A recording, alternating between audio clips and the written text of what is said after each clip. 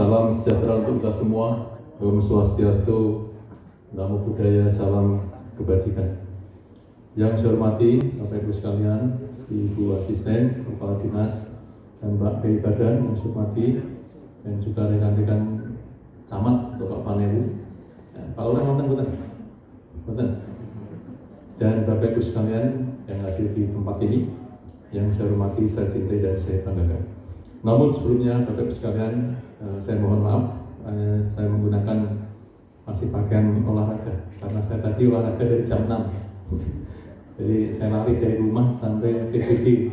Kemudian saya melepas kontingen kita yang akan melaksanakan Porda di Sleman, hampir 500 orang tadi di TBG.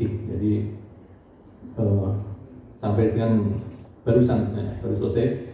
Terus daripada saya ganti, saya lebih baik langsung ke tempat acara ini. Sekali lagi saya mohon maaf pada Bapak Ibu sekalian. Mudah-mudahan Bapak Ibu dengan pakaian seperti ini ya tidak nolak saya. Tadi saya sama di olahraga tadi ya, di sana di TBG. Ini juga mohon doa restu pada Bapak Ibu sekalian karena kontingen di Gunung Kidul cukup besar. Yang hampir 500 orang yang akan bertanding di Porda di Sleman nanti. Nah, mereka juga saya beri tantangan. Kalau nanti Gunung Kidul, atlet-atlet Gunung Kidul, anak-anak kita, Bapak Ibu sekalian, paling tidak ranking 1 atau ranking 2 nanti, nah saya berjanji depan kalian semua, saya katakan begitu, saya akan lari 22 kilo. Dan mereka tidak punya semangat. Kalau saya ada semangat, apalagi kalian, saya sampaikan demikian. Sehingga sekali lagi mudah-mudahan anak-anak kita nanti semangat pada saatnya nanti di kancah kompetisi di Sleman nanti Intermezzo. Bapak Ibu sekalian yang saya hormati, untuk yang pertama saya mengucapkan selamat Hari Peternakan dan Kesehatan Hewan tanggal 26 Agustus 2022 ini. Mudah-mudahan Bapak Ibu sekalian dan ternak-ternak kita juga ini senantiasa dapat memberikan manfaat yang besar bagi kesejahteraan masyarakat di Gunung Kidul. Kenapa demikian? Pertumbuhan ekonomi Gunung Kidul di tahun 2021 ini, 2021-2022 ini tumbuh dengan baik, ya, sekitar 5,22%. 5,22% ini salah satu yang memberikan penguatan atau pendapatan domestik regional bruto kita itu dari sektor pertanian dan peternakan serta UMKM. Jadi, Bapak Ibu, meskipun kemarin kita dihantam dengan COVID hampir 2 tahun terakhir ini, tetapi kita mampu tumbuh dengan baik ekonomi kita. Paling tidak nomor 2 setelah Sleman di 4 kabupaten kota di DIY ini. Tentu ini sesuatu yang membanggakan meskipun belum merata di Gunung Kidul ini. Nah, sektor peternakan ini, sekali lagi sektor peternakan ini adalah salah satu tadi yang paling menguatkan. Meskipun hanya menyumbangkan hanya 0,sekian%. Tetapi karena struktur atau fondasinya ini kuat, makanya pertumbuhan kita didukung dari sini. Memang kalau pendapatan asli daerah kita dapatkan yang paling besar dari pariwisata. Tetapi sekali lagi, ya, riskan atau rentan terhadap persoalan-persoalan manakala terjadi seperti kemarin, katakanlah COVID dan sebagainya. Ternak juga sama yang kita hadapi saat sekarang, ya, seperti PMK, ya, seperti PMK. Tetapi saya yakin semua bisa dihadapi, termasuk antrak dan beberapa waktu lalu mengenai ternak-ternak kita, tapi semua bisa diselesaikan. Ini Bapak Ibu, sekali lagi saya mengucapkan banyak terima kasih, apalagi tadi juga sudah diberikan tentang sarana dan prasarana bagaimana peternakan kita di Gunung Kidul nanti bisa mandiri, termasuk sektor-sektor yang lain seperti pertanian. Nah, karena hampir masyarakat Gunung Kidul memiliki ternak tadi. Nah, apalagi tadi juga disebutkan bahwa ternak Gunung Kidul cukup besar.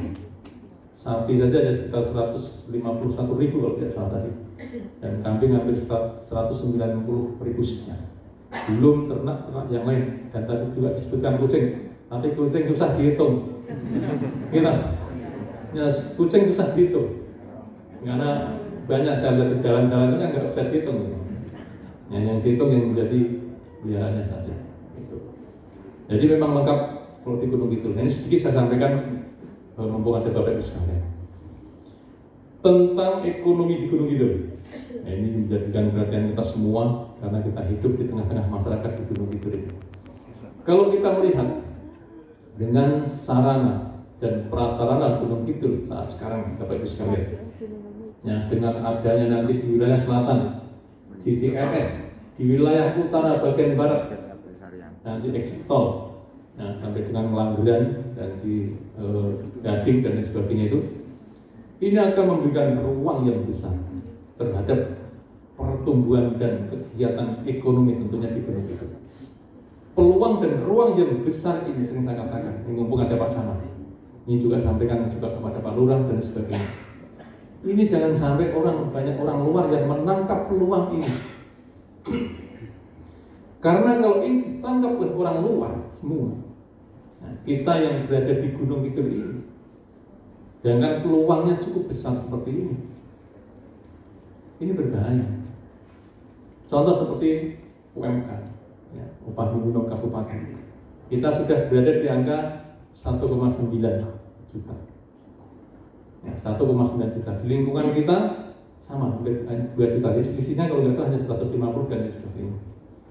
Nah, kalau SDM kita, Bapak Ibu sekalian, nah sekali lagi SDM kita tidak mampu, tidak mau mengikuti tentang perkembangan yang seperti ini, ya, nanti orang lain yang akan banyak berduyun-duyun ke Gunung Kidul. Dan sering saya katakan tentang pendidikan dan sebagainya, kesehatan dan sebagainya. Coba kita dorong bareng-bareng. Coba kita motivasi masyarakat kita untuk sekolah dan sebagainya. Sekali lagi, jangan sampai ke depan dengan ekonomi yang baik, ya, dengan tumbuh ekonomi yang baik, menjadi insan oleh orang-orang di luar Gunung Kidul. Sehingga suatu ketika nanti, mungkin 15-20 tahun ke depan, ini yang sering saya katakan, ini akan terjadi suatu pergeseran masyarakatnya. Kenapa demikian? Pemerintah juga membangun tidak serta-merta termasuk investasi. Kita harus hati-hati karena saya melihat data 17% kemiskinan makro kita di Gunung Kidul.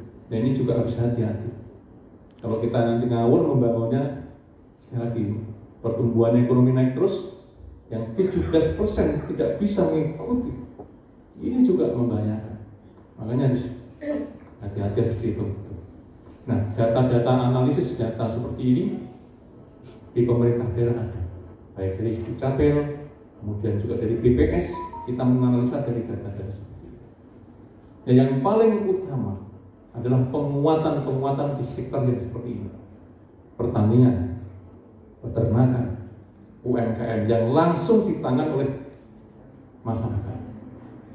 Meskipun di kelompok di sisi lain mungkin menengah ke atas pasti akan bicara tentang investasi.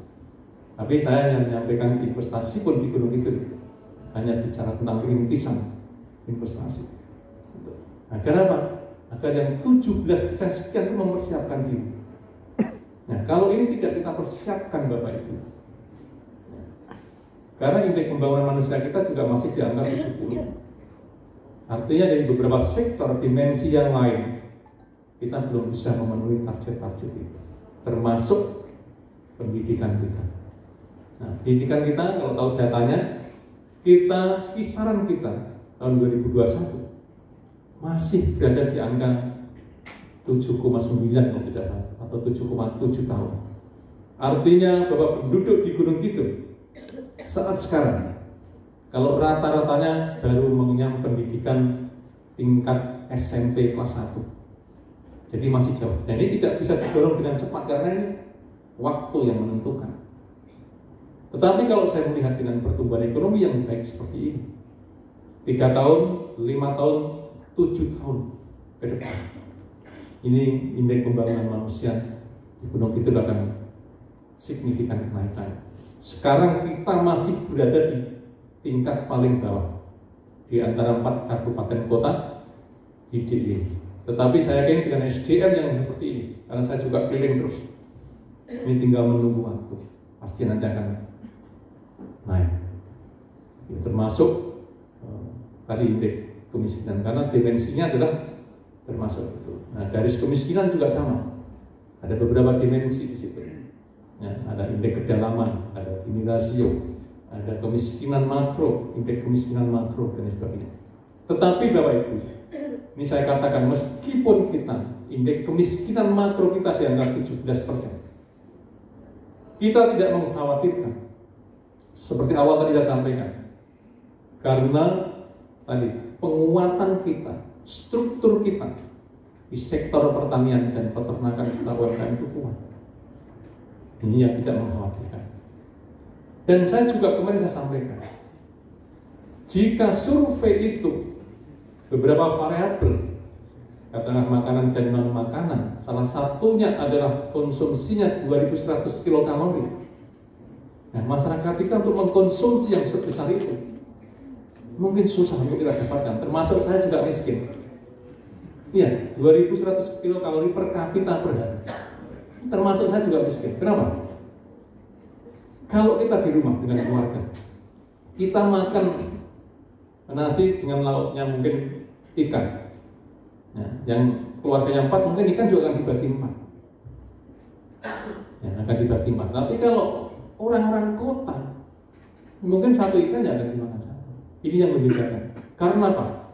Pada dasarnya indeks kemiskinan makro itu diukur dari pengeluaran. Nah, kalau di Gunung Kidul tidak. Jadi kalau kita mendapatkan penghasilan katakanlah dalam 1 bulan 100.000 atau 350.000 katakanlah, ya katakanlah 10.000 saja yang ringan untuk gambaran saja Bapak Ibu. Kita akan simpan yang 7.000, ya, akan simpan yang 7.000. Ya, yang 3.000 hanya kita belanjakan.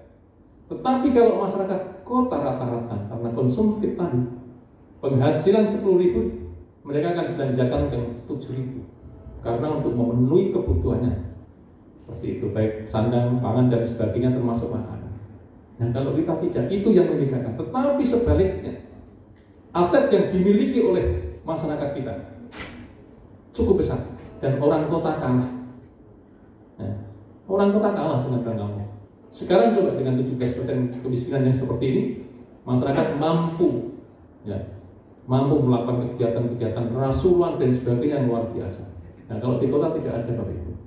Ini yang membedakan. Saya katakan bahwa penguatan atau struktur penguatan di sektor pertanian peternakan ini sangat kuat kalau di, khususnya di Gunung Kidul.